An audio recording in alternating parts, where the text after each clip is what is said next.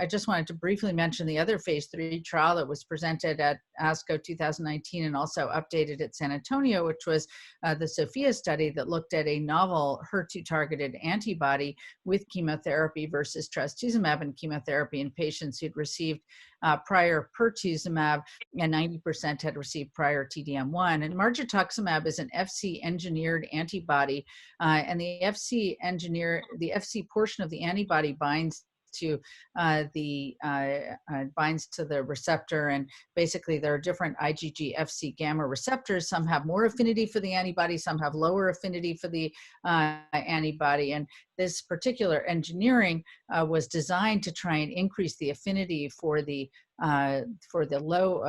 increase the binding for the low affinity activating FC gamma receptor, which is CD16A, and decrease affinity for the inhibitory FC gamma receptors. So it's actually really interesting, sort of an engineering of an antibody to try and activate the immune response, and that's been shown in preclinical studies. So SOPHIA randomized these patients who had heavily pretreated disease to receive margetuximab or trastuzumab with a chemotherapy. The central blinded analysis progression-free survival was significantly longer, but the difference was only 0.9 months, the p-value 0.03.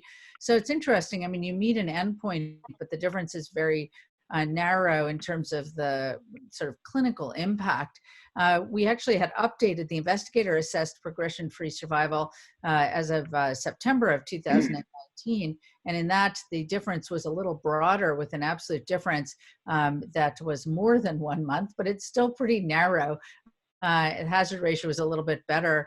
The drug is very well tolerated, but the greatest interest in margetuximab was actually looking to see what happened in patients who had this low affinity IgG FC gamma CD16A genotype, which is called F, the allele F. And so either you would have, be homozygous or heterozygous for F. And if they looked at this group of patients for progression-free survival and overall survival, it looked like you really widened the gap. In other words, the improvement of margetuximab appeared to be primarily in this group of patients who has a low affinity F genotype. So very, very interesting data, and but difficult to understand exactly how it's going to play a role in terms of all of these other therapies, but it still may play a role in the later line setting.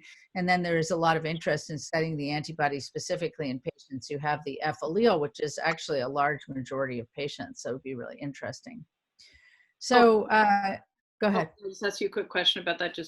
I think one of the things that you're alluding to there is that, maybe up front, looking at the patients who are less likely to respond to trastuzumab because they have the allele that makes them less, their tumor has the allele that makes them less sensitive to that therapy. So really not so much trying so later line like the SOPHIA trial was, but moving this up earlier, we might actually see greater benefits.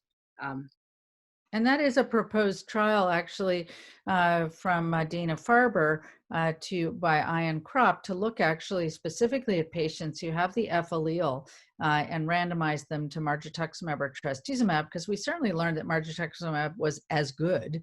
In a phase 1 trial, some patients stayed on margetuximab for over 4 years, and they were heavily pretreated refractory disease. So I think it's worthwhile pursuing and looking more to try and understand where to place this in our armamentarium of HER2 targeted therapies. And of course, we're still waiting for the final overall survival analysis from that trial as well. So it's interesting.